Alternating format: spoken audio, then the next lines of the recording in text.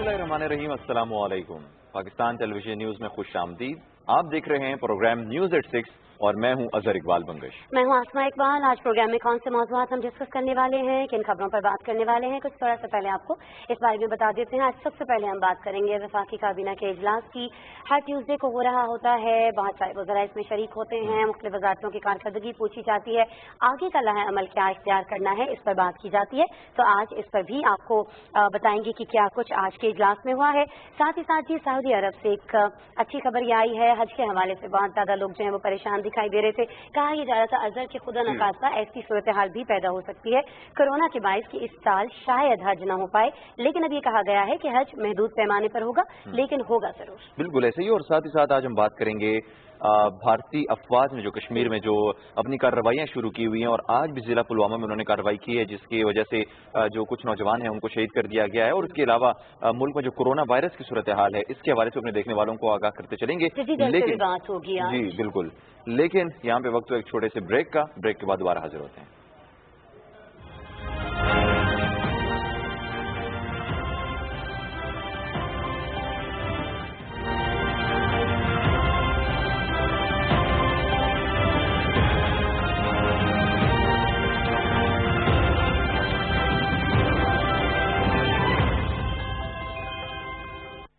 Prime ministers corona relief fund में अतिया जमा कराना बहुत आसान है। www.pmcrf.covid.gov.pk पे विजिट करें। डोनेशन का तरीका चुनें। अगर आप डेबिट या क्रेडिट कार्ड इस्तेमाल कर रहे हैं तो रकम और ऑर्गेनाइजेशन का नाम डालें।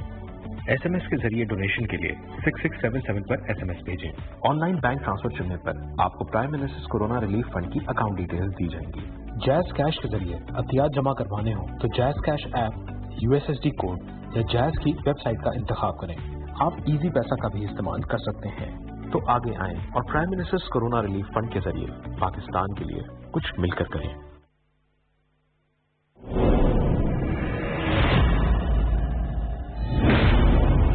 अगर वो जिंदा है तो उसे साथ लेकर आऊंगा, वादा किया तुमसे। अगर शहीद हो गया है तो आप इंतकाम लिए बिना वापस नहीं आएंगे। काफिर तो हर जगह है अफसन बादशाह, कबीले में है, महल की राहदारियों में, और मुस्लिम उम्मा टुकड़ों में बटी है। हम बेशक इस वक्त अंधेरों में गिरे हैं, लेकिन हमारी फतह का सूरज जरूर तुलू होगा। हमारा मकसद पूरा होने तक हमारे मेहमान रहेंगे।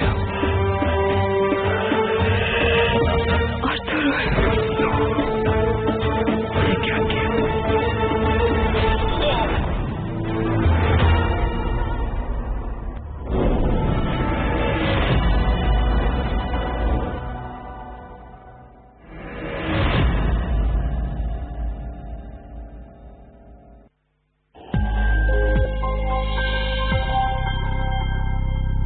देखिए, इसमें कोई शक नहीं है कि केसेस भी बढ़ रहे हैं, और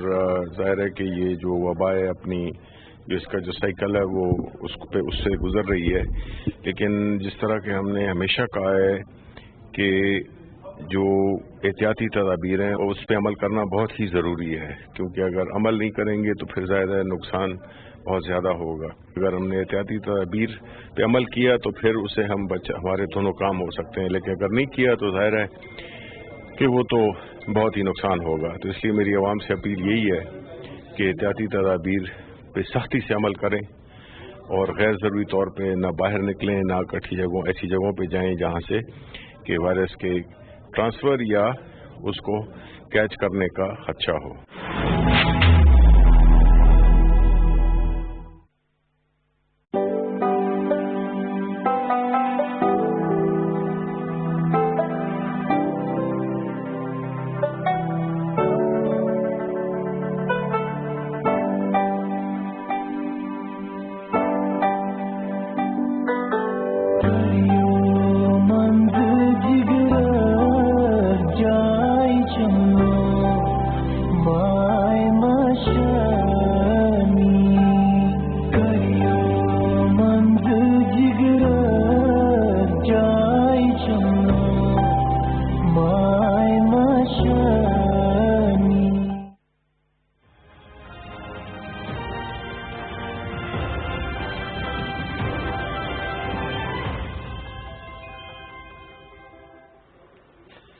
वेलकम बैक नाजरीन, एक मरतबा फिर से आपको प्रोग्राम न्यूज़ एट 6 में खुश आमदीद कहते हैं। शामिल करेंगे खबर, वज़ीर-ए-आज़म इमरान खान की सदारत में वफाकी काबीना का इजलास खत्म हो गया है और इस इजलास में मुख्तलिफ जो वज़रा थे उन्होंने शिरकत की है, जिसके अंदर अहम कौमी उमूर और कोरोना वायरस के हवाले से जो मुल्की सूरत हाल है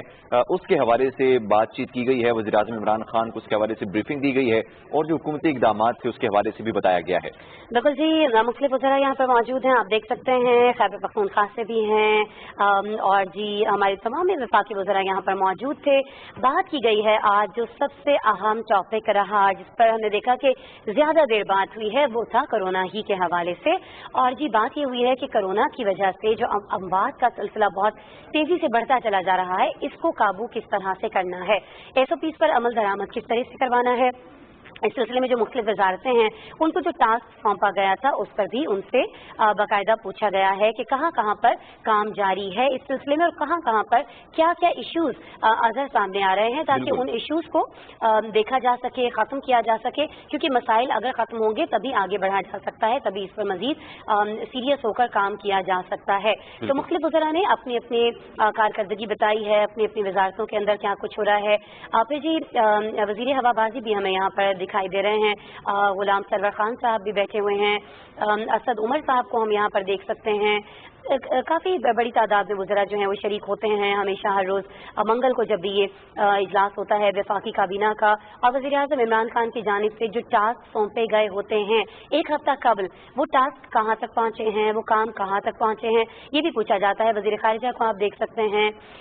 वज़ीर तालीम यहाँ पर मौजूद हैं। अच्छा जी, वज़ीर तालीम ने आज ये भी बताया है कि जो बजट पेश किया गया है उसमें तालीम के लिए जो एक हदफ मुकर्रर किया गया है, जो रकम मुख्तस की गई है, उस पर अब मज़ीद किस तरह से उसको इस्तेमाल किया जा सकता है, क्योंकि वफाक की जानिब से हमने देखा था लोग बहुत ज़्यादा तनकीद कर रहे थे अजहर के जी रकम बहुत ज़्यादा महदूद है, लेकिन अब ये 18वीं तरमीम की अगर हम बात करें तो उसके तहत अगर हम देखें तो ये सूबों का अब ये काम बनता है। सूबों ने अच्छी खासी रकूम जो है वो मुख्तस की भी है अपने अपने बजट में। बिल्कुल ऐसा ही है, और हम देख सकते हैं कि जो काबीना का इजलास है इसके अंदर काफ़ी सारे वज़रा ने अपनी परफॉर्मेंस बताई है। अपनी यहाँ पे ये भी अच्छी बात है कि हुकूमत इन सब चीज़ों को लेकर बहुत ज़्यादा संजीदा है। हफ्तावार काबीना के इजलास होते हैं, तमाम के तमाम जो वज़रा हैं उनसे पूछा जाता है कि आप अपनी परफॉर्मेंस बताएं। यहाँ से हम अंदाज़ा लगा सकते हैं कि हुकूमत अपनी तरफ से तमाम तर इक़दाम बुरुएकार ला रही है कि किसी तरह से हमारे जो मुल्की हालात हैं उनको बेहतर किया जा सके, मुल्क में क्या चल रहा है उसको किस तरह से बेहतर किया जा सकता है, उसके लिए क्या हिकमत अमली हो सकती है, इस सब के हवाले से बातचीत होती है। और अभी थोड़ी देर के बाद जो वफाकी वज़ीर इत्तलात सेनेटर शिबली फराज हैं वो इस इजलास के हवाले से ब्रीफिंग भी देंगे और बताएंगे कि इसके अंदर कौन कौन से नुकात जो थे उनको शामिल किया गया है, क्या गुफ्तगू की गई है, क्या जो सोल्यूशंस हैं, क्या हल पेश किए गए हैं, मसाइल को किस तरह से डिस्कस किया गया है। अच्छा, हम इस इजलास में अजहर देख रहे हैं, सानिया नश्तर भी मौजूद हैं, वज़ीर आज़म के जो मुआविन हैं, एहसास प्रोग्राम को बड़े अहसन तरीके से चला रही हैं, मुख्तलिफ जो फ़राइज़ हैं उनको बखूबी सर अंजाम दे रही हैं। आज उन्होंने ब्रीफ किया है वज़ीर आज़म को, खास तौर पर कल हमने देखा था एक तकरीब हुई थी जिसमें एहसास इक़दाम का इजरा किया गया था। 3 इक़दाम जो राशन के हवाले से थे और साथ ही साथ जो पनागाहें हैं उनके हवाले से थे। तो एहसास प्रोग्राम के तहत जो काम हो रहा है वो कहाँ तक पहुँचा है, कितने लोगों को हम अभी तक पैसा जो है वो मुहैया कर चुके हैं, कितने ऐसे लोग हैं जो खत गुर्बत से नीचे जिंदगी गुजारने पर मजबूर हैं, और फिर उनके लिए वसाइल एहसास प्रोग्राम के छतरी तले रहते हुए किस तरह से पैदा किए जा सकते हैं। आज के इस इजलास में ये तमाम बातें भी हुई हैं। मज़ीद डिटेल क्या है ये अब से थोड़ी देर बाद सामने आ जाएगी जब ब्रीफिंग दी जाएगी, जैसा कि आपने बताया शिबली फराज की जानिब से। बिल्कुल, सेनेटर शिबली फराज जो हैं वो थोड़ी देर के बाद ही आके इस काबीना के बारे से ब्रीफिंग देंगे और तफसील से समझाएंगे कि किन किन उमूर पर गुफ्तगू की गई और क्या हल पेश किए गए हैं। खैर, खबरों के सिलसिले को आगे बढ़ाते हैं और यहाँ पे अपने देखने वालों को बताते चलें कि हज के हवाले से जो मुस्लिम उम्मा तमाम के तमाम ये इसके मुंतज़िर थी, सुनना चाहती थी कि हज के हवाले से सऊदी हुकूमत जो है वो क्या इक़दाम करती है, क्या फैसले करती है। तो उस हवाले से जो सऊदी हुकूमत है उन्होंने आज़मीन हज के हवाले से अपना एक फैसला दे दिया और उसके अंदर उनका कहना है कि इस साल जो महदूद पैमाने पर हज आज़मीन है उनको हज करने की इजाज़त दी जाएगी। और सऊदी वजारत हज के बयान के मुताबिक जो कोरोना वायरस है उसकी वजह से ये फैसला किया गया है कि इस साल जो हज है उसको सिर्फ जो सऊदी शहरी हैं या जो सऊदी अरब में मुकीम हैं लोग उन तक महदूद कर दिया जाए और बाहर के जो लोग हैं उनको थोड़ा सा इससे उनको बिल्कुल वो अगले साल बिल्कुल जी जा सकते हैं। और ये फैसला इसलिए किया गया है कि ज़ायरीन की सलामती और हिफाजत जो है उसको यकीनी बनाया जा सके, क्योंकि जब मुख्तलिफ ममालिक से लोग आ रहे होंगे उनकी स्क्रीनिंग करना, क्योंकि लाखों की तादाद में लोग आ रहे होते हैं, तो ये खासा एक मुश्किल अमल हो जाएगा। लेकिन इस मुश्किल से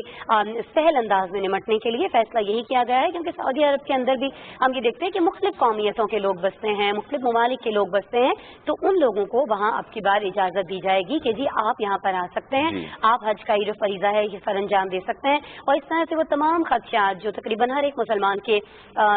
दिल में थे, जहन में थे, सर उठा रहे थे खदशात के जी खुदा नखास्ता अब की बार ऐसा ना हो कि हज ही ना हो पाए। लेकिन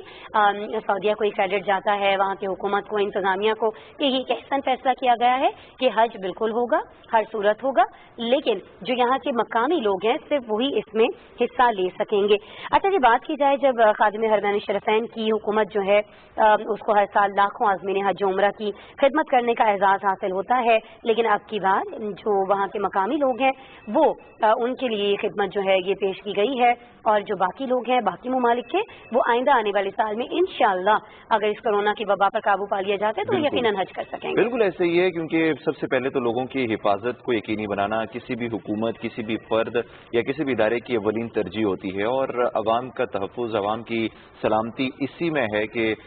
चूँकि ज़ाहिर है इतने बड़े पैमाने पर आज़मीन हज हर साल हज करने के लिए जाते हैं, उन सारों को एक साथ एक जगह पे रहना पड़ता है, एक जगह पे इबादत करनी पड़ती हैं, एक बहुत ज़्यादा क्लोज कॉन्टैक्ट होता है, तो जाहिर है जो बीमारी है कोरोना वायरस इसके फैलने के बहुत ज़्यादा चांसेस हैं, बहुत ज़्यादा खदशात लाहिक हैं। तो इस हवाले से एक बहुत मुश्किल फैसला सऊदी हुकूमत को लेना था जो कि अब उन्होंने ले लिया है, और ये बड़ी अच्छी बात है कि उन्होंने हज मुकम्मल तौर पर उन्होंने बंद नहीं किया, बल्कि जो अपने उनके सऊदी अरब के लोग थे उनको हज करने की इजाज़त दे दी गई है, जो मैं समझता हूँ कि सऊदी इंतजामिया ने एक बड़ा आसान फैसला किया है, और इसका यही हल हो सकता था। इसके अलावा मेरे ख्याल में कोई ऐसा सोल्यूशन हमारे सामने नहीं है कि जिसको हम मजीद कह सकते हैं कि उनको ये करना चाहिए था। खैर देखो जी, आगे बढ़ते हैं और अब हम कुछ बात करेंगे जी मोदी के बारे में, जिनकी चालाकियां जो हैं वो तो सबके सामने हैं ही, पूरी दुनिया उससे वाकिफ है, लेकिन अब मोदी की कुछ नालायकियां भी सामने आ रही हैं। बिल्कुल ऐसे ही है, और इस हवाले से जो न सिर्फ भारतीय अवाम बल्कि भारतीय अफवाज और भारतीय अपोजिशन जो है उसके अंदर भी वावेला मच गया है, और वो भी तमाम के तमाम अब मोदी से सवाल करने लग पड़े हैं कि आपकी गलत पॉलिसीज की वजह से पूरे भारत जो है उसके जो है इज्जत खराब हुई है। चाइना ने उनको लद्दाख में अच्छा खासा पीटा है, मारा है और काफी भारी नुकसान पहुंचाया है उनको, और दूसरी तरफ नेपाल से नबर्द आजमा है, इस तरफ चाइना से नबर्द आजमा है, पाकिस्तान से नबर्द आजमा है, मतलब उन्होंने हर तरफ से महाज जो है वो खोल रखा है। लेकिन ये महाज खोलने पर जो बदनामी हुई है, जिस तरह से पिटाई हुई है चाइना के हाथों भारतीय फौजियों की, और जिस तरह से अम्बात हुई हैं, इस पर मोदी ने तो टीवी पर आकर कह दिया कि जी हम बदला लेंगे, जरूर लेंगे, मुआफ नहीं किया जाएगा और आपको इस बारे में शांत रहना है अपने अवाम से, उन्होंने कहा। लेकिन हम ये देख रहे हैं कि वहाँ के जो अवाम है वो मोदी जी के शांत के लफ्ज को समझने के लिए तैयार नहीं है, शांत रहने के लिए बिल्कुल तैयार भी नहीं है, और कहा यह जा रहा है अब इससे इख्तलाफ की जानिब से कि हुकूमत जो है इसको फौरी तौर पर हट जाना चाहिए, वज़रा को इस्तीफे देने चाहिए, और सबसे पहले जो इस्तीफा है जो डिमांड किया जा रहा है वो यहाँ पर मोदी ही का है। भारतीय फौजी भी बड़ा वावेला करते हुए दिखाई दे रहे हैं, लेकिन ये सिर्फ वावेला ही कर सकते हैं, क्योंकि अगर ये कुछ करने लायक होते तो फिर जब इन्होंने चाइना की जब बॉर्डर क्रॉस किया तो वहां पर ये कुछ करके दिखाते, लेकिन अब वावेला करने का कोई फायदा नहीं है। लेकिन जी कहा क्या जा रहा है वहां के शहरियों की जानिब से, इसमें इख्तलाफ का मौक़िफ़ क्या है भारत के अंदर, और भारतीय फौजी कितनी चीखो पुकार कर रहे हैं इस तरह अपने साथियों की अमवात पर और जख्मी होने पर। एक रिपोर्ट है हमारे पास, आसिम रिजवान ने तैयार की है, ये खुसूसी रिपोर्ट पहले देखते हैं।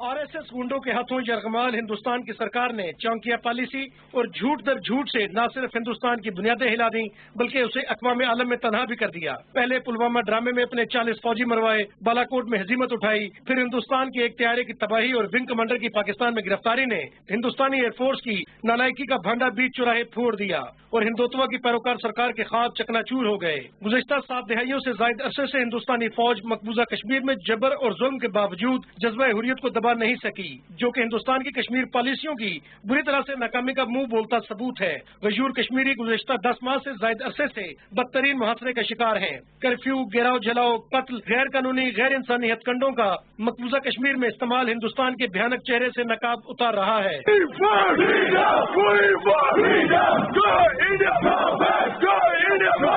कश्मीरी नौजवान आदिलदार ने पुलवामा हमला भी भारतीय मजालिम के रद्द-ए-अमल में किया। इस हमले में इस्तेमाल होने वाली गाड़ी और बारूद हिंदुस्तानी था। इसका एतराफ हिंदुस्तानी एविएशन पोस्ट और साबिक लेफ्टिनेंट जनरल DS हुड्डा भी कर चुके हैं। कश्मीर के मर्दम खेज सरजमीन बुरहान वानी शहीद जैसे बेटों पर नाजा है। ये नौजवान हुर्रियत की शम्मा को अपने खून से जला बख्शे हुए हैं। हिंदुस्तान में 2 दर्जन से ज्यादा आजादी की तहरीकें, नाम नेहाद जमहूरियत और सेकुलर रियासत के मुंह पर तमाचा है। हिंदुस्तानी सैफरान दहशतगर्दी और हिंदुत्व पॉलिसियों के सामने हिटलर जैसे नाजी ताले आजमा कद में बहुत छोटे दिखाई देते हैं। तो सी पसंदाना अज़ाइम की हामिल हिंदुस्तानी सरकार के अपने किसी हमसाये के साथ खुशगवार ताल्लुकात नहीं। नेपाल, श्रीलंका, बांग्लादेश, पाकिस्तान और चीन समेत तमाम हमसायों से हिंदुस्तान ने अपनी साजिशों और हथकंडों के बाइस मुंह की खाई। हिंदुस्तानी कौमी सलामती के मशीर अजीत डोवल की गलत पॉलिसियों ने हिंदुस्तान को बंदगली में ला खड़ा किया है। डोवल पॉलिसियों की वजह से हिंदुस्तानी अफवाज मुतनाज़ा हैसियत इख्तियार कर गई हैं और उस पर तुर्रा यह कि chief of defence staff Bipin Rawat ने अपने ओहदे के लिए अफवाज को सियासी बना दिया है। हालिया दिनों हिंदुस्तान की चीन के साथ लद्दाख में कशीदगी के दौरान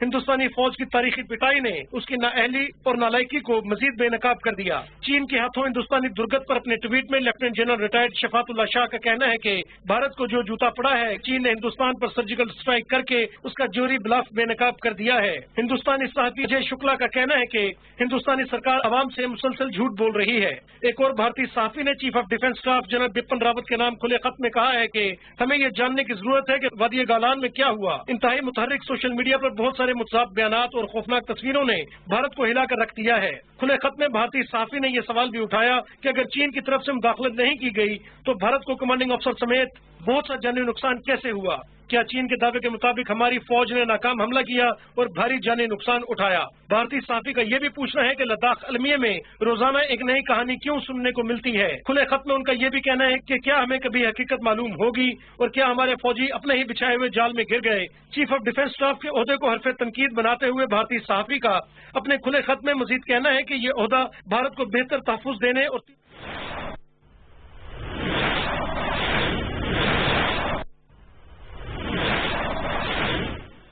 वफाकी वज़ीर इत्तलात व नशरियात सेनेटर शिबली फराज वफाकी काबीना इजलास पर ब्रीफिंग दे रहे हैं। बहस हुई और जाहिर है कि जो एजेंडा आइटम्स थे उन पे भी फैसले किए गए। सबसे पहले शुगर रिपोर्ट पे बात हुई जिसमें कि इस्लामाबाद हाई कोर्ट के फैसले को का खैर मकदम किया काबीना ने और इस अमर का इआदा किया कि असल मकसद पाकिस्तान के अवाम को एक तो उन लोगों को कानून के शिकंजे में लाना है जिन्होंने अवाम की कॉस्ट पर गैर मुनासिब और ज्यादा मुनाफा कमाया। उस सिलसिले में जो इंस्ट्रक्शंस और जो बातें रिपोर्ट में क्लियरली स्पेल्ड आउट हैं तो इस बात पे फैसला हुआ कि जो सिफारिशात हैं उस कमेटी की जो मैट्रिक्स दिया गया है एक्शंस का मुख्तलिफ इदारों को उन पे फौरी तौर पे उन्हीं टाइम लाइन्स के मुताबिक अमल किया जाए और इसकी वजह से जो चीज होगी, लोग ये आमतौर पर ये कहते हैं कि इस इंक्वायरी का अवाम को क्या फायदा और चीनी की कीमतों का क्या फायदा। असल चीज ये है, ये बिल्कुल एक मुनासिब सवाल भी है और एक ठीक ऑब्जर्वेशन भी है। इससे होगा क्या कि जब आप पूरी जो ویلیو چین ہے اس کی شوگر کی، کسان سے لے کر اور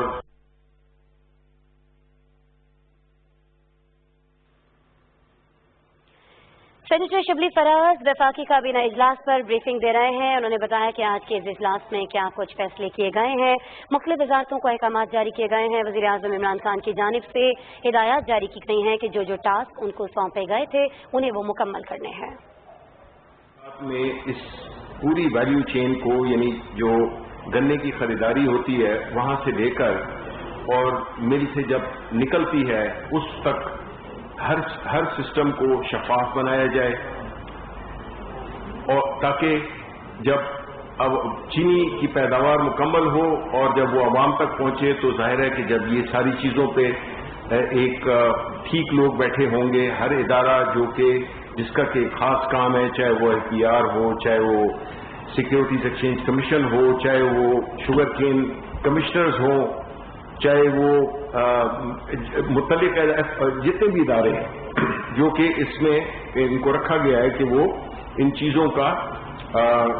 پہ نظر رکھیں، تو اس سے یہ ہوگا کہ ہم یہ امید کرتے ہیں کہ جو پیداواری لاگت ہے اس کا جب پتہ چل جائے گا تو پھر اس پہ جو منافع ہوگا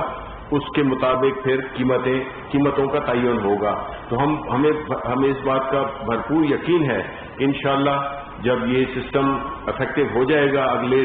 3 ماہ میں تو اس سے چینی کی قیمتوں میں بھی فرق آئے گا. دوسری بات، ایک اور اہم چیز جو کہ عام عوام کے استعمال میں آتی ہے وہ ہے آٹا، اور ہم نے اس میں کابینہ نے اس بات پہ تشویش کا اظہار کیا کہ جو آٹے کی جو قیمت میں جو بڑھاوٹ ہوئی ہے اس کا سدباب کرنا، اور اس میں مختلف احکامات جاری کیے گئے وزیر اعظم صاحب کی طرف سے، اور کابینہ نے اس کو فلی انڈورس کیا. اور وہ یہ تھے کہ ایک تو پنجاب حکومت کو یہ انسٹرکشن دی گئی کہ وہ 9 لاکھ ٹن جو ہے گندم وہ ریلیز کرے. ایک ایسا میکنزم جو کہ حفیظ شیخ صاحب کی سربراہی میں ایک کمیٹی بنی جو کہ اس پوری سسٹم کو اس کے جب گندم کی کٹائی ہوتی ہے وہاں سے لے کر اور جب جس طرح پاسکو کی خریداری ہوتی ہے، یہ سارے سسٹم کو سٹریم لائن کرنا، اس کو ٹرانسپیرنٹ کرنا کہ اسمگلنگ کو روکنا. خیبر پختونخوا کے علاقے میں یہ ایک بہت بڑا چیلنج ہے، لیکن اس کے لیے بھی اقدامات کرنے کی تجاویز آئی ہیں، اور ہماری کوشش یہی ہوگی کہ ہم جو آٹا ہے جو کہ ہر آدمی پاکستان کا ہر شہری کو استعمال کرتا ہے، تو اس میں جو ڈیمانڈ سپلائی ہے اس کا بھی وزیر اعظم صاحب نے کہا کہ اس کو بھی بڑے سائنٹیفک بنیادوں پہ اس کا تعین کیا جائے کہ ہماری ضرورت کیا ہے، ہماری پیداوار کتنی ہے، اور جو کمی بیشی ہو جو کہ اس وقت تقریباً 27 ملین ٹن جو ہے تو وہ ہماری ریکوائرمنٹ ہے، اور 25 کے قریب اس وقت تک ہمارے سٹوریج میں ہے. جو باقی جو فرق ہے اس کے لیے یہ بھی اس چیز کو بھی سجیسٹ کیا گیا کہ یہ امپورٹرز کو الاؤ کیا جائے بغیر کسی لمٹ کے کہ وہ امپورٹ کر سکیں گندم کو، تاکہ شارٹیج کا یا قیمتوں کی بڑھاوٹ کا سوال پیدا نہ ہو. یہ دوسری ایک اہم چیز تھی. اس کے بعد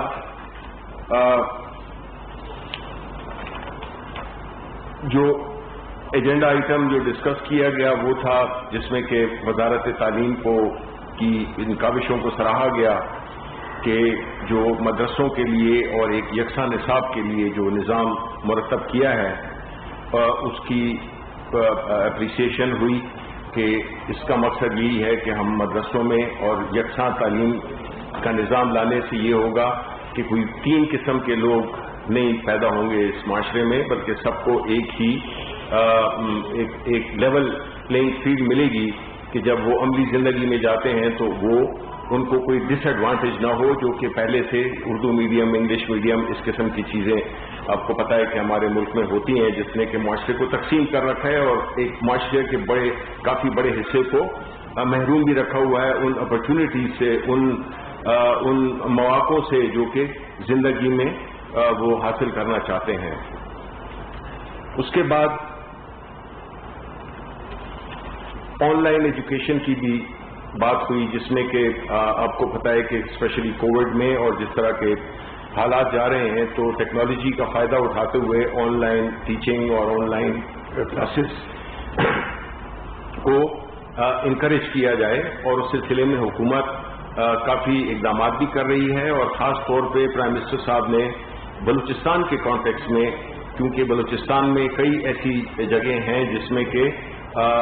تعلیم کی یہ آن لائن کی سہولتیں نہیں مل سکتی، بیکاز وہاں پہ یا تو انٹرنیٹ کنیکشن نہیں ہے، اور یا جو ہے تو جو ایون کئی جگہوں پہ تو ٹیلی فون بھی نہیں ہے، تو وہ اس پہ بھی بات ہوئی کہ جو فنڈ ہے اس کا انفارمیشن ٹیکنالوجی کا، اس کو خرچ کر کے اور یہ بلوچستان کے عوام کو جس طرح کے اور بھی کئی چیزیں ہیں جو کہ بلوچستان کے لیے ترقیاتی منصوبوں میں ایک بہت بڑا حصہ رکھا گیا ہے، تو ہماری وزیر اعظم صاحب کی کوشش یہی ہے کہ بلوچستان کے عوام کو جتنی بھی سہولتیں جو کہ باقی ملک کے عوام کو میسر ہیں وہ بلوچستان کے عوام بھی اس سے استفادہ حاصل کر سکیں۔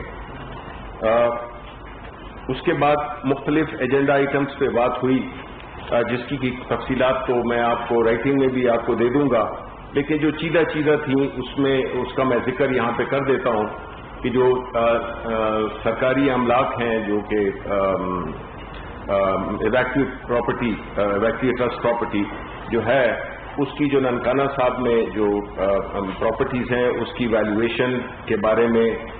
چیئرمین نے، اس ادارے کے چیئرمین نے سفارشات دیں ان کی ریٹ کی ریویژن کی، کیونکہ اس ادارے کے پاس بہت بڑی قیمتی زمینیں ہیں جو کہ بڑے چھوٹے داموں پہ جو ہے تو ان کی یا تو کرائے پہ دی ہوئی ہیں یا ان کو کچھ پہ قبضے ہوئے ہیں، تو اس کو میکسیمائز کرنے کے لیے اس ادارے کے پیداوار کو آمدن کو بڑھانے کے لیے جو ہے تو ایک انسٹرکشنز دی پرائم منسٹر صاحب نے، جس میں کہ پورا جو ریکارڈ ہے اس کو بھی ڈیجیٹائز کرنا، اس کا ایک پورا ایک ایسا طریقہ کار بنانا جس سے کہ ہم ان جائیدادوں کو ان املاک کو بہترین اور بہتر اس کے لیے استعمال کر سکیں اس کے جو انکم کے لحاظ سے۔ پھر جو ایک اور اہم بات تھی جو میں سمجھتا ہوں کہ وہ کابینہ نے اپروول دیا اسلام آباد میں ایک ٹیچنگ ہاسپٹل کے لیے بھی، جو کہ اس کا ایکٹ بھی منظور کر لیا گیا، اور ہم یہ امید کرتے ہیں کہ یہ جو ہاسپٹل ہے وہ نئے خطوط پر بنے گا، جس میں کہ جو ہیلتھ سیکٹر ہے، جو کہ آپ کو پتہ ہے کہ خاص طور پہ ابھی کورونا کے سچویشن میں ہم نے یہ دیکھا ہے کہ کس طرح کا ہمارا جو صحت کا انفراسٹرکچر ہے وہ کتنا کمزور تھا، اور اس پہ کبھی توجہ نہیں دی گئی، اور اب جو پرائم منسٹر صاحب ہیں ان کی پہلی پرائیورٹی یہی ہے کہ جو ہیلتھ کا نظام ہے اس کو ہم نے ہر طرح سے ٹھیک کرنا ہے۔ اور اس کے علاوہ جو مختلف جو موضوعات پہ ڈسکشن کی گئی ان میں سے ظاہر ہے کہ جو کورونا ہے، کورونا وائرس میں جو اس وقت ہماری حکمت عملی ہے، جو اس وقت ہماری سچویشن ہے، اس پہ ظاہر ہے کہ کافی تفصیلاً بات ہوئی، اور وہ پریزنٹیشن اسد عمر صاحب نے اور مرزا ظفر نے بھی دی، جس میں کہ بنیادی طور پہ جتنے بھی فیکٹس اینڈ فگرز ہیں، آپ کو معلوم ہے کہ NCOC ایک ادارہ ہے جس کی کہ روزانہ میٹنگ ہوتی ہے، جس میں کہ اس ملک کے چیف منسٹرز، اس ملک کے آرم فورسز کے سینئرز، اس میں پولیٹیشینز، اس میں ٹیکنوکریٹس جو کہ اس فیلڈ کو جانتے ہیں، پورے فیکٹس اینڈ فگرز کا وہ کرتے ہیں، پورے ملک سے ڈیٹا اٹھاتے ہیں، اور اس ڈیٹا کی بنیاد پہ پھر اپنی جو بھی حکمت عملی ہے اس کو ترتیب دیتے ہیں۔ تو آپ کو معلوم ہے یہ بڑا ضروری ہے آپ کو یہاں پہ بتانا کہ جب کورونا شروع ہوا اس وقت ہم کہاں تھے اور آج کہاں پہ ہیں۔ یہ اس لیے ضروری ہے بیکاز بہت باتیں ہوتی ہیں کہ جی ہم نے پتہ نہیں ہمارے یہ کنٹرول میں ہے یا نہیں ہے، یا ہم نے کیا کیا، پوزیشن مختلف قسم کی کنفیوژن پھیلاتی رہتی ہے۔ تو میں آپ کو بتاتا چلوں کہ جب کورونا وائرس شروع ہوا تھا تو اس وقت ہمارے ملک میں جو ٹیسٹنگ لیبارٹریز تھیں وہ صرف 2 تھیں. اب اللہ تعالیٰ کے فضل سے، اور یہ کوئی کوئی سالوں کی بات نہیں ہے، یہ ہفتوں کی بات ہے کہ ہم نے 8 سے 10 ہفتوں میں کہاں پہ ہم پہنچ گئے ہیں. تو اب اللہ تعالیٰ کے فضل سے ہماری 129 لیبارٹریز ہیں، ٹھیک ہے، جو کہ انشاءاللہ ہماری کوشش ہے کہ اور بھی ہم ان کو بڑھا سکیں. اس سے پہلے جب 15 مارچ تھا تو اس وقت ہمارے 472 ٹیسٹ روزانہ ہوتے تھے. اب اللہ تعالیٰ کے فضل سے پچھلے 24 گھنٹے میں جو ہمارے جو ٹیسٹ ہوئے ہیں، اب ہماری صلاحیت 50,000 تک پہنچ گئی ہے، اور اینڈ جولائی میں یہ تقریباً 1,50,000 تک پہنچ جائے گی. جی. پھر اس طرح جو وینٹیلیٹرز تھے، جو کہ ایک بہت ہی سوفسٹیکیٹڈ اور ذرا مہنگی مشین ہے، وہ جو ہے تو ہمارے پاس اس وقت 2,200 کے قریب تھے، اور اب اس کی تعداد 4,000 سے اوپر ہے. اور اس میں یہ بھی ہے کہ ابھی ہم نے لوکلی بھی ایسے 4 ڈیزائن منتخب کر لیے ہیں کہ جس سے کہ ہماری لوکل پروڈکشن بھی انشاءاللہ شروع ہو جائے گی. پھر جو بیڈز ہیں، اور جب بیڈز کی بات ہم کرتے ہیں، اس سے پہلے تو میں آپ کو بتا دوں کہ جو 770 ہاسپٹلز ہیں جو کہ کورونا وائرس کے پیشنٹس کو لک آفٹر کر رہے ہیں،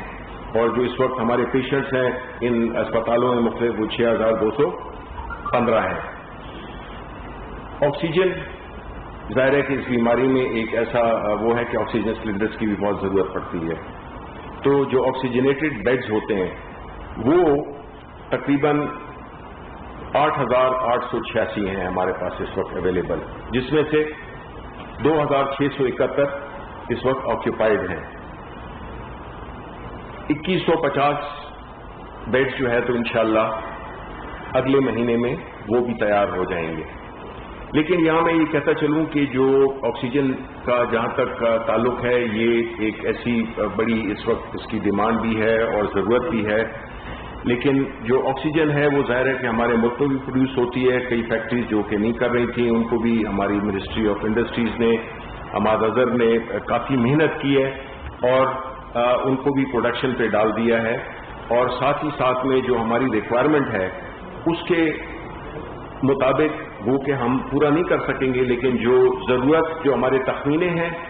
اور جو ہمارے پاس اویلیبل ہے اس میں ایک چھوٹا سا گیپ ہے جو کہ انشاءاللہ ایک تو ہماری لوکل پروڈکشنز ہی پورے ہو جائیں گے. اگر نہیں ہوئے تو ہم نے اسٹینڈ بائی کے طور پہ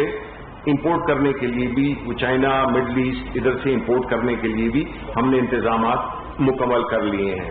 اب اس ساری باتوں کا بتانے کا مقصد یہ تھا کہ حکومت پہلے دن سے بڑی واضح ہے کہ اس نے کیا کرنا ہے، میڈیکل سائٹ پہ کیا کرنا ہے، یعنی کہ اکوپمنٹ کے لحاظ سے کیا کرنا ہے، اسپتالوں کے لحاظ سے کیا کرنا ہے، اور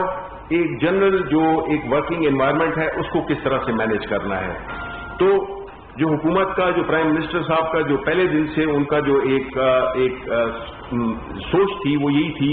کہ کس طرح سے ہم اس ملک کی اکانومی کو بھی چلا سکتے ہیں اور کس طرح سے ہم یہاں کی لوگوں کی جانوں کا بھی تحفظ کر سکتے ہیں. اس سے اس ترتیب کو ذہن میں رکھتے ہوئے جب ہم دوسرے ملکوں کو دیکھتے ہیں، ایک مثال ہم دیتے ہیں لیٹس سے کہ برازیل ہے. اب برازیل نے بالکل کھلا چھوڑ دیا. دوسری طرف دوسرا ایکسٹریم کیا تھا انڈیا نے بھی اسٹرکٹ لاک ڈاؤن کر دیا. ایک طرف بالکل آزاد اور ایک طرف اسٹرکٹ لاک ڈاؤن. لیکن ہم نے یہ دیکھا کہ دونوں کو نقصان ہوا.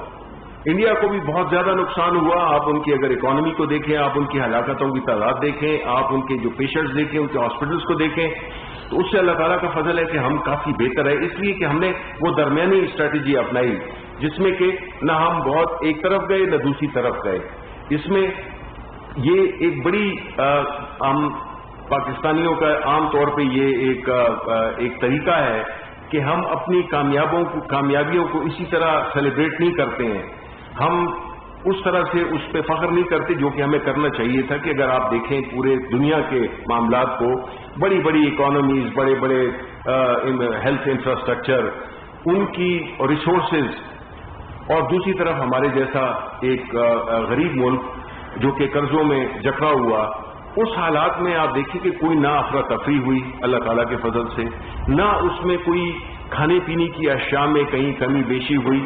مہنگی سستی علیحدہ بات ہے، لیکن کوئی ایسی سچویشن نہیں کریٹ ہوئی جس میں کہ ہم کہیں کہ کوئی ایک ایسی افراتفری مچ گئی ہے جس سے کہ کھانے پینے کی چیزیں یا کوئی اور چیزیں بھی، دوائیاں ہوں، کچھ بھی ہوں، اس پہ ہمیں کوئی بھی ایسا سچویشن کریٹ نہیں ہوئی جس سے کہ ہم کہہ سکیں کہ یہ جو حالات ہیں وہ ہمارے یا حکومت کے کنٹرول سے باہر ہیں. اس میں بہت زیادہ کریڈٹ جاتا ہے پاکستانیوں کو، اس میں بہت زیادہ کریڈٹ جاتا ہے ان ڈاکٹرز کا، ان پیرامیڈک سٹاف کا، وہ لوگوں کا، ان والنٹیئرز کا، جس میں ٹائیگر فورس کا بھی ذکر کرنا چاہوں گا کیونکہ انہوں نے بڑی جگہوں پہ بڑا فیسیلیٹیٹ کیا ہے ہمارے پورے اس کو. اور پھر دیکھیں اس سخت حالات میں جو ہمارا احساس پروگرام تھا، اس نے جو کیش کے ذریعے جو لوگوں تک جو پہنچے، جو تعداد 1 کروڑ 1.5 کروڑ لوگوں کے قریب، اور اسی طرح کوئی 150 ارب روپے سے زیادہ، ایگزیکٹ فگر ہے کوئی 143 144 کے اماؤنٹ پہنچائے، اور وہ ان لوگوں تک پہنچائے جن کے پاس کوئی ذریعہ آمدن نہیں تھا. اور جس شفافیت سے کہ اس پہ ہمارے جو اپوزیشن کے دوست ہیں وہ بھی اعتراض نہیں کر سکے. تو یہ ایک بہت بڑی اچیومنٹ ہے کہ اس ملک میں ایک ایسا نظام بھی ہے، باوجود ہماری بے سر و سامانیوں کے، باوجود ہمارے سسٹمز جو کہ نہیں بنے اتنے عرصے میں، اس کے باوجود بھی جو ہے تو ہم نے اس سخت وبا کو، اس ایک جان لیوا وبا سے ہم نے ایک بڑے احسن طریقے سے، بڑی کامیابی سے اس کو ڈیل کیا ہے. اب آتے ہیں کہ آگے کیا ہوگا. اس میں کوئی شک نہیں ہے کہ یہ وبا ہے جس کا کہ کوئی ایسا جسے کہتے ہیں ہم ہائنڈ سائٹ میں، یعنی پیچھے ہمارے پاس کوئی ایسا کوئی ماڈل، کوئی ایک ایسا فیکٹس اینڈ فگرز ہمارے پاس نہیں ہے جس سے کہ ہم کہہ سکیں کہ جی یہ بیماری جو ہے تو اتنے عرصے میں ختم ہو جائے گی یا اس بیماری کا یہ علاج ہے. جب تک اس کا علاج نہیں ہے تو یہ غیر یقینی کی صورتحال برقرار رہے گی. اس غیر یقینی کی صورتحال کو ٹیکل کرنے کے لیے اب ہم نے تو رہنا تو ہے، ہم نے کاروبار بھی کرنا ہے، ہم نے جو روزمرہ کی زندگی کے جو ہمارے چیزیں ہیں اس کو بھی کرنا ہے. تو اس میں ہمارے پاس ایک کیا چوائسز کیا ہیں. اپوزیشن بہت کمپلین کرتی ہے کہ یہ ہو گیا وہ ہو گیا، لیکن کسی نے بھی ایک سجیشن نہیں دی، اس وجہ سے کہ اس سے بہتر سجیشن ہو ہی نہیں سکتی تھی جو کہ پرائم منسٹر فالو کر رہے تھے. ہماری ریکویسٹ اور جو ہماری استدعا قوم سے ہے وہ یہ ہے کہ دیکھیں یہ حالات تو ہیں. اب جتنا تھوڑے عرصے کے لیے بھی جو کچھ صوبوں نے لاک ڈاؤن کیا اس کی وجہ سے ہمیں بہت مالی نقصان پہنچا ہے، ہماری معیشت کو بہت زیادہ نقصان پہنچا ہے. تو آپ سوچیں کہ اگر ہم یہ کہنے کے تو بڑا آسان ہے، یہ جو لوگ کہتے ہیں کہ جی 2 ہفتے کے لیے کر دیں اور 3 ہفتے کے لیے کر دیں، یہ تو کہہ سکتے ہیں بیکاز ان کے تو اربوں ڈالر باہر پڑے ہوئے ہیں، جائیدادیں باہر ہیں، خاندان باہر ہیں. ہمارا کیا ہوگا؟ ہم جتنے بھی ہم یہاں پہ پاکستانی ہیں جن کی نہ باہر جائیدادیں ہیں، یا ہمارا جو پرائم منسٹر ہے جس کا کہ سب کچھ یہاں پہ ہے، وہ سب کے سامنے آگے ہو کر اور وہ لڑ رہا ہے جس بہادری کے ساتھ، جس وہ استحکام کے ساتھ اور جس کلیئرٹی کے ساتھ. وہ تو اگر یہ پرانے لیڈرشپ ہوتی تو پتہ نہیں آج یہاں پہ افراتفری بھی ہوتی اور ایک عجیب قسم کا ایک ماحول ہوتا جس میں کہ یہی باتیں ہو رہی تھی کہ یہ فلانا اتنے پیسے کھا گیا اور اس نے اس میں پیسے بنا لیے، اتنے بنا لیے. دیکھیں پرائم منسٹر صاحب کا جو ایک سب سے بڑا ایڈوانٹیج ہے ہمارے ملک کو، میں سمجھتا ہوں کہ ہماری خوش قسمتی ہے کہ ہمارے پاس ایک ایسا لیڈر آیا ہے جو کہ نمبر 1 ڈرتا نہیں ہے، نمبر 2 آنےسٹ ہے، نمبر 3 اس کا جو سارا کچھ ہے وہ اس ملک سے وابستہ ہے. اس کا جو مستقبل ہے، اس کی کوئی جائیداد نہیں ہے سوائے اس گھر کے اور جو ان کے لاہور کے اور جو ان کی انہیریٹڈ پراپرٹی ہے. ان کو اس ملک سے اتنا ایک لگاؤ ہے اور ایک اتنی ان کی جو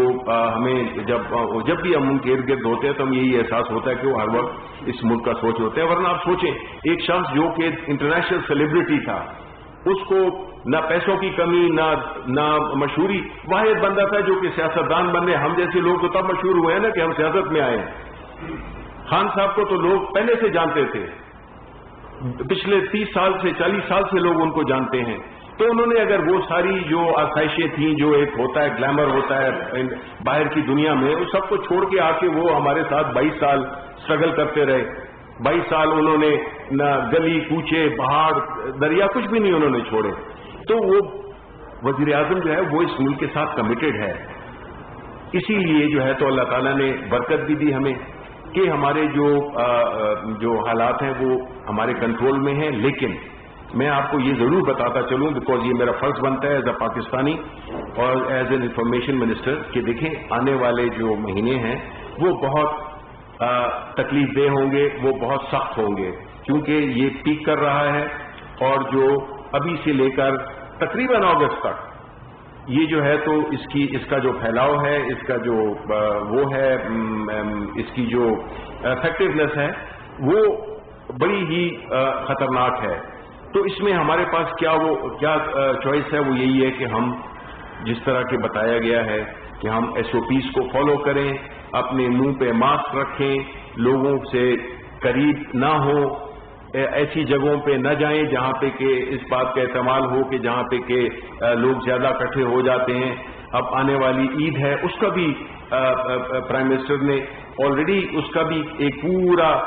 وہ حکمت عملی ترتیب کر دی ہے, کیونکہ اگر آپ کو یاد ہو تو جو ہمیں زیادہ نقصان ہوا ہے وہ اس آخری جو گزری عید ہے, اس سے ہمارے پھیلاؤ میں جو اس وائرس کے پھیلاؤ میں سب سے زیادہ اثر پڑا ہے. تو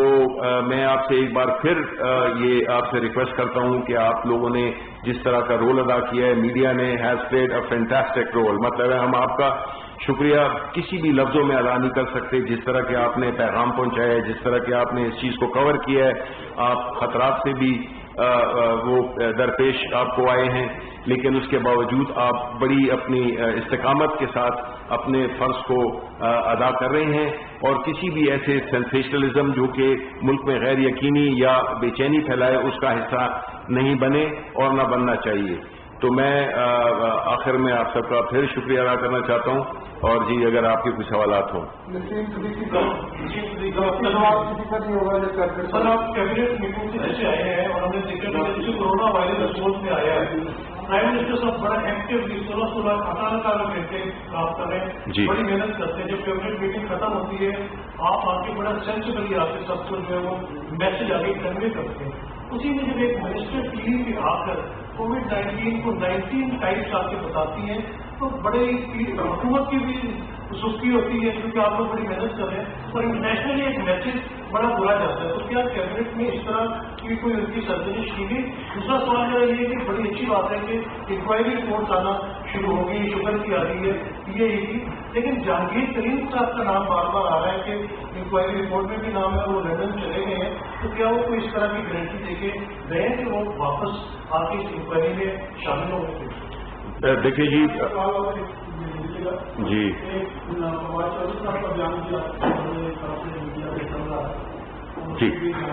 دیکھیے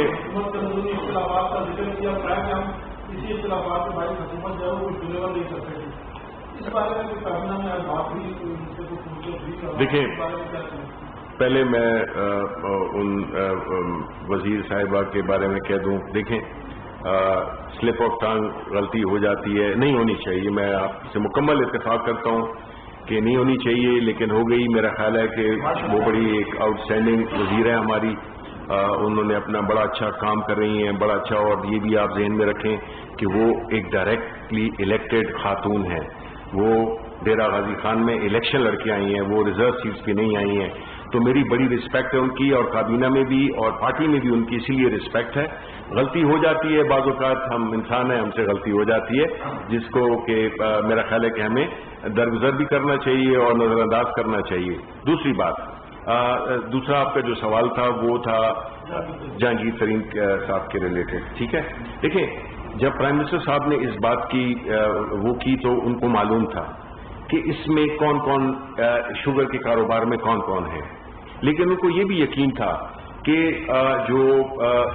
جس طرح کی انہوں نے انویسٹیگیشن کی ہے تو اس سے کوئی فرق نہیں پڑتا کہ اگر ان کی پارٹی کا کوئی ہے یا کوئی باہر کا ہے, کیونکہ یہ کسی ایک مخصوص طبقے کے لیے نہیں تھی. اس انویسٹیگیشن کی جو سب سے خوبصورت بات یہ ہے کہ یہ بالکل وہ انڈسکریمنیٹلی کی ہے, کسی کو بچانے کی کوشش نہیں کی گئی ہے. تو یہ ایک بہت بڑی اچیومنٹ ہے جو کہ پہلے کبھی ہوتا نہیں تھا, اور یہ وہی پرائم منسٹر کر سکتا ہے جو کہ کاروبار نہ کرتا ہو. جو کاروبار کرتے ہیں پرائم منسٹر یا پریزیڈنٹ, انہوں نے آپ نے دیکھے انہوں نے اس ملک کا بیڑا غرق کیا ہے. جی سوری جی، ان کا سوال رہ گیا میں جہاں تک کہ فواد چودھری صاحب کا تعلق ہے، ان کے بیان، ان کے انٹرویو کے، اس میں کیبنٹ میں ضرور بات ہوئی اور پرائم منسٹر صاحب نے بڑی اس سے کہا کہ پارٹی میں جو ہے تو اتحاد کرنا برقرار رکھنا چاہیے اور کوئی ایسی بات نہیں کرنی چاہیے باہر جو کہ پارٹی کے یا حکومت کے کو ایک افیکٹ ڈال سکتی ہو. نہیں جی جی آپ نے ایک کچھ سارے آپ نے ذکر کیا ہے سارے کرائسس کا، یہ مجھے بتا دیجیے گا کہ یہ آئے دن جب ایک پہلے آٹے کا، پھر چینی کا، پھر پیٹرول کا، پھر جہاز کریش ہو گیا، یہ سارے کرائسس جو آئے ہیں اس میں صدر اور نظر کا جو ہے نا بہت سلو مطلب اس کا پروسیس ہے.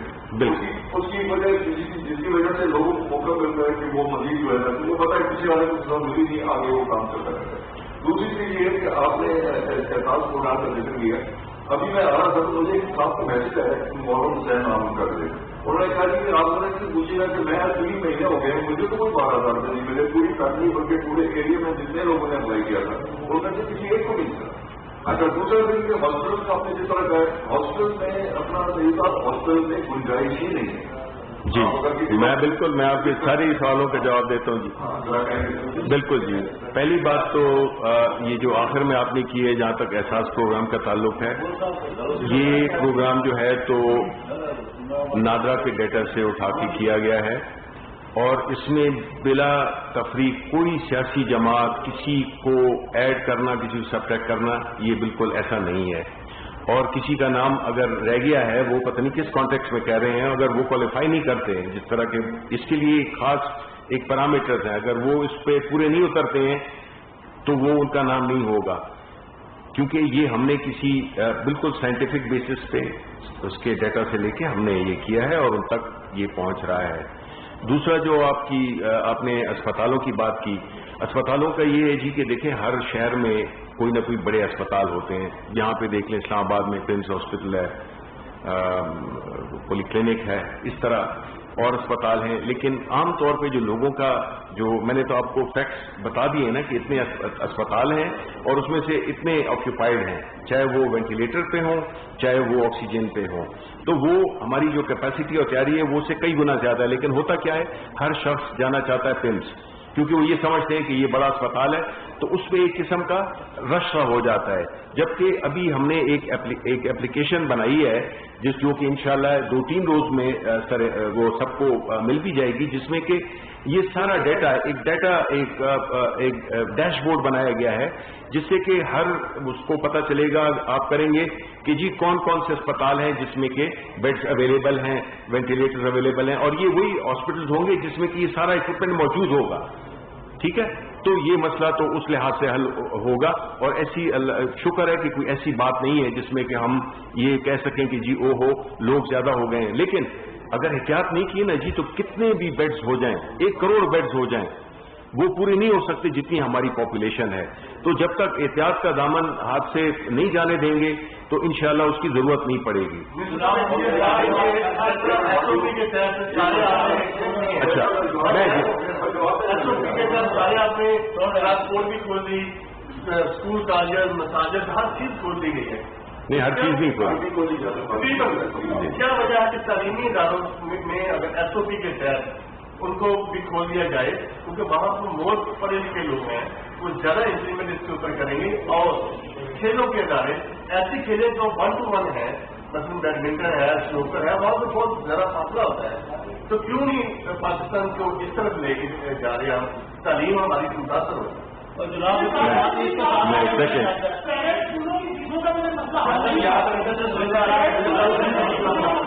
اچھا اب دیکھیں آپس میں طے کر لیں کہ دیکھیں کسی میں ہر ایک کا مجھے کوئی جلدی نہیں ہے، مائک از ہیئر، میں کوئی جلدی نہیں ہے. لیکن میں کوئکلی جی بتا دوں، میں آپ کے سوال کا جو آپ نے کہا تھا کہ آٹا کرائسس دس، یہ جو آپ نے ذکر کیا، دیکھیں میں آپ ذہن میں یہ بھی رکھیں کہ اس حکومت کا جو مقابلہ ہے وہ ان مافیاز کے ساتھ ہے جو کہ ہر موقع کی تلاش میں ہوتے ہیں. فرق یہ ہے کہ ابھی ان پہ گرفت ہوئی ہے، ان پہ ہاتھ ڈالا گیا ہے. پہلے ان پہ بالکل ایک ویسی ایک دکھانے کے لیے ایک چیز ہو جاتی تھی تو دیکھیں آپ نے ہمیں کامیاب کرنا ہے، کیونکہ آپ ہی نے ہمیں ووٹ دیا ہے اور اس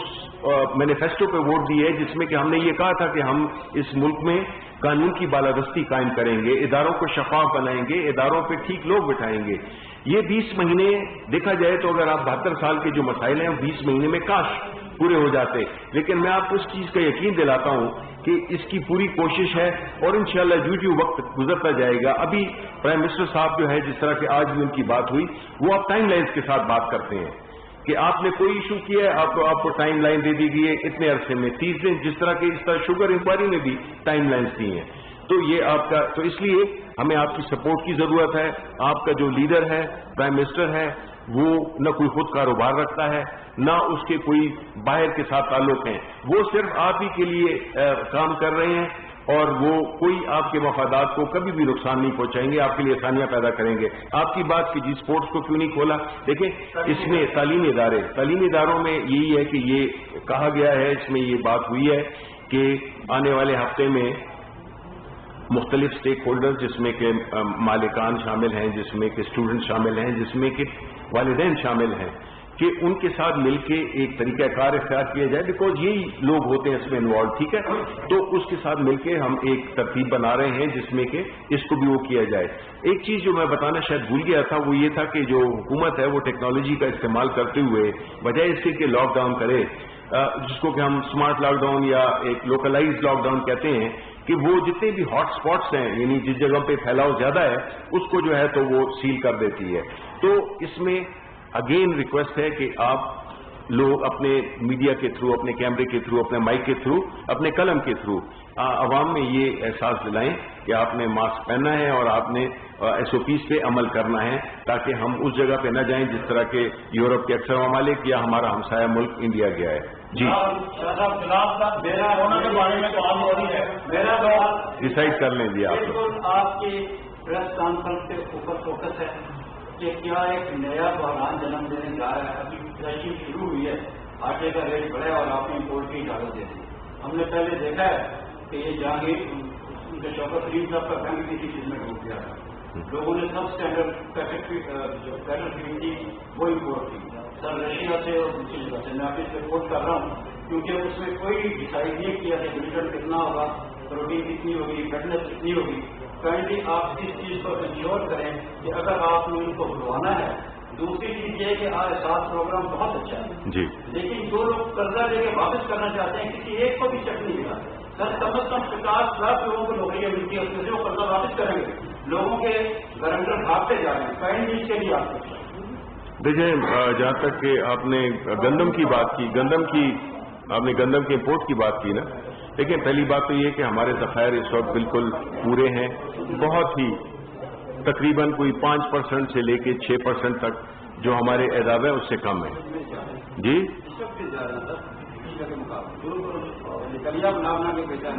اچھا، وہ جو ہے تو ہمارے پاس جو اسٹاک ہے وہ پورا ہے، لیکن ہم نے اسی چیز کو کہ قیمتیں لوگ بڑھانے، چیزیں تب کم ہوتی ہیں نا، ایک تو یہ ہے کہ جب آپ ذخیرہ اندوزی کرتے ہیں یا اسمگلنگ ہوتی ہے یا آپ اس کو وہ کر لیتے ہیں، غائب کر لیتے ہیں، تو اس کی وجہ قیمتیں یا ناقید ہوتی ہے تو قیمتیں بڑھ جاتی ہیں۔ تو ان ذخیرہ اندوزوں کے لیے یہ امپورٹ کا کھولنا یہ بالکل ایک درست، اور آپ کی بات یہ ہے کہ اس کا کوالٹی، اس کی کوالٹی جو اس کی اسپیسیفکیشن ظاہر ہے اس پہ تو کوئی کمپرومائز ہے ہی نہیں، بیکاز وہ آپ نے یا میں نے یا کیا کون کہہ سکتا ہے کہ جو ایون وزیر اعظم صاحب بھی وہی والی وہ اتفاق ہے کہ وہ آ جائے یا میں کھا لوں آپ کھا لیں، تو اس لیے جو کوالٹی پہ کوئی کمپرومائز نہیں ہے۔ جی جی میں سب سے پہلے تو یہ کرتا ہوں کی ہے آٹا مافیا کے خلاف، شوگر مافیا کے خلاف، اور آپ نے تفصیل بھی بتائی اور چل رہا ہے کارروائی ہو رہی ہے مافیا کے خلاف۔ میرا کوشچن یہ ہے کہ کل میں مارکیٹ میں گیا تو آٹے کی قیمت جو ہے وہ جو بیگ پہلے جتنا تھا 800 کا وہ ابھی 10-4 کا مل رہا ہے۔ اسی طرح چینی کی قیمت جو 62 کا تھی وہ ابھی جو ہے وہ 85 ہے۔ تو میں کوشچن میرا یہ ہے کہ یہ جو کارروائی کی ہے کہ جائے کہ گورنمنٹ نے جو خان صاحب ہمیشہ نچلے طبقے کی بات کرتے ہیں، جب بھی وہ بات کرتے ہیں تو جو نچلا طبقہ ہے جو غریب طبقہ ہے اس تک اس کے اثرات سے طے پانے ہیں۔ نمبر 2 کیونکہ میں का रिप्रेजेंटेटिव हूँ। हमारे जब से आप मिनिस्टर बने हैं 3-4 आपसे हमारी मीटिंग हो चुकी हैं इलाका बढ़ा के हवाले से, और आपने ये कमिटमेंट की थी कि हम बहुत जल्द से कॉन्फ्रेंस को बढ़ा के जो 25% होता है और जितने भी इश्यूज हैं PIP से रिलेटेड आप उसको हम रिजॉल्व करेंगे। आपके आने के बाद काफी सारी चेंजेस आई हैं, लेकिन PIP के अंदर एक जो डिस्क्रिमिनेशन इस तरह की मुसीबत कर रही है, ऐसे रिश्वत का यहाँ से खात्मा हो रहा है, ये मैं आपको क्रेडिट देना चाहता हूँ। तो इस हवाले से क्या पेशरफ हुई है, मैं मेरा ये बस थैंक यू। आप हमारी जी बोले, मैं जवाब देता हूँ। आज जो काबीना की मीटिंग हुई है डॉक्टर साहब ने कोरोना के हवाले से दी है, अभी आप बात कर रहे थे शुगर और आटे की और शुगर रोकने की बात कर रहे थे, जबकि कोरोना के लिए जो मेडिसिन जैसा मेथोन थी वो मार्केट से गायब हुई है। अब जो मेरी अर्ज करने का मकसद है वो सिर्फ ये पूछना है कि क्या उस हवाले से कोई बात हुई वहाँ पे कि कौन ड्रग माफिया के खिलाफ क्या कार्रवाई की जाएगी या इसी तरह रिपोर्टों तक ही बात हो जाएगा। प्राइवेट स्कूल के बच्चों की फीसों का मतलब इस समाज में प्राइवेट स्कूल के जो बच्चे हैं वो फीसें वाजिब निशान के फीसें देंगे और स्कूल में जाने के फीसें देंगे, तो इस मामले पर गौर करेंगे। बिल्कुल जी, मिनिस्ट्री ऑफ एजुकेशन, ये पिछली कैबिनेट में भी ये बात हुई थी और उसमें ये आपको मालूम होगा, ज़ाहिर है हमारे बच्चे भी स्कूल में जाते हैं, आपके बच्चे भी स्कूल में जाते होंगे। ये एक ऐसी सिचुएशन है जिसमें कि इसका हल तलाश किया जा रहा है, क्योंकि इसमें आप देखें कि जब बच्चे फीस कम देंगे या आधी देंगे, फिर टीचर्स का क्या होगा, टीचर्स को वो तनख्वाहें कम कर देंगे। ये सारा जिस तरह मैंने अभी कहा था कि जो पेरेंट्स हो गए, ओनर्स हो गए, स्टूडेंट्स हो गए, इनके जितने भी स्टेक होल्डर्स हैं, टीचर्स हो गए, इनके साथ मिलके एक ऐसा फॉर्मूला हम तय कर रहे हैं जिसमें कि कुर्बानी तो हर एक को देनी होगी। ये हो नहीं सकता कि एक तरफ कम हो जाएगा और दूसरी तरफ कुछ असर नहीं पड़ेगा। तो हम एक ऐसी तरतीब बना रहे हैं जिससे कि ये तीनों जो है तो जरा बैलेंस आउट हो जाएंगे। वो तब होगा जब तीनों जितने भी स्टेक होल्डर्स हैं वो आपस में बात करें, लेकिन इस पे बिल्कुल बात हो रही है और ये अपनी हमारी जो एजुकेशन मिनिस्ट्री है वो बिल्कुल उस पर काम कर रही है। इंशाल्लाह एक हफ्ते तक वो जो है ना उसकी कोई ना कोई एक फार्मूला निकल आएगा। इनकी आपकी जो बातें थी, इन्होंने दवाई की बात की थी, दवाई की जो कम नायाब सी हो जाती हैं। देखें, इसमें बुनियादी तौर पर पहली बात तो ये कह दें कि कोई एक ऐसी दवाई नहीं है जो कि इसका इलाज हो। अगर इसका इलाज हो गया होता तो आज हम यहाँ पे बड़े नॉर्मली फिर रहे होते, बल्कि हम इधर बैठ के मिलके चाय पी रहे होते। ठीक है, 2-3 दवाइयाँ हैं। दवाई के बारे में कहा और डॉक्टर कि ये मैं आपको बता रहा हूँ ना, मुझे आप जवाब देने दें तो मैं आपको चाहिए कि 3 दवाइयाँ हैं, ठीक है ना जी, एक्रेमा है और डेसर है और एक तीसरी दवाई है। ये जो है तो ये पता चला है कि जी ये दवाई कुछ केसेस में ये हेल्प करती हैं। अब इन दवाइयों का जाहिर है कि हमने इंपोर्ट की हैं हुकूमती लेवल पे, और कुछ जो है तो हमारे यहाँ पे कंपनी है जो कि इनमें से एक दवाई वो भी बना सकती है। उसका एक प्रोसेस है जो कि इंशाल्लाह एक हफ्ते डेढ़ में वो भी बनाने लग जाएंगे। इन दवाइयों की अवेलेबिलिटी है। आम उसको इसलिए नहीं रखा गया क्योंकि लोग जो है तो ब्लैक वो करते हैं, उसकी कीमतें बहुत बढ़ा देते हैं और नतीजतन लोगों को बहुत एक ऊपर की कीमत अदा करनी पड़ती है। तो इसके लिए एक मैकेनिज्म है जो आपको कल या परसों में इंशाल्लाह मिल जाएगा कि ये दवाइयाँ कहाँ से और कैसे दस्तयाब होंगी। इलाकाई अखबारात जी देखें, मैं ये इसका आप इतराफ़ करेंगे कि पिछले मुझे अभी तकरीबन इस 27 तारीख को 2 महीने हो जाएंगे और मेरा जो पूरी जो कोशिश है वो है कि मैं आपके सामने सुरखरू हूँ। सारे फैक्ट्स एंड फिगर्स इकट्ठे कर लिए हैं, उनकी हमने तरतीब बना ली है और इंशाल्लाह मैं ये उम्मीद करता हूं कि एक ऐसा भी हम फार्मूला निकालेंगे। लेकिन इसमें मैं आपको पहले से कह दूं कि पहले दिन भी मैंने यही कहा था कि मैं हूं इलाकाई अखबारों के साथ, इसमें तो कोई मेरे लिए बहस है ही नहीं। अब क्या तरीकाकार इख्तियार करना है कि जो जेन्युइन लोग हैं, وہ لوگ جو کہ ایک صحیح ایک خدمت بھی کر رہے ہیں اور ان کی کنٹریبیوشنز ہیں، کام کر رہے ہیں، ان کے لیے کیا طریقہ کار بنانا چاہیے کہ ان کو جو جنرل لوگ ہیں وہ افیکٹ نہ ہوں. بالکل بالکل، وہ رپورٹ سب کچھ آ چکی ہیں. اب صرف یہ ہے کہ جو وقت تھوڑا سا ٹائٹ ہے، تو اس وجہ سے دیکھیں صبح سے نکلے ہوئے ہیں، تو ابھی پارلیمنٹ سے ادھر سے پارلیمنٹ کا اجلاس بھی ہے. ایک آخری بات میں جی کرنا چاہوں گا، میں یہ پچھلے آپ بھی دیکھ رہے ہوں گے کہ پارلیمنٹ میں جس طرح سے اپوزیشن گفتگو کر رہی ہے، یعنی آپ دیکھیں ایک طرف کہ ہمارے ملک کے حالات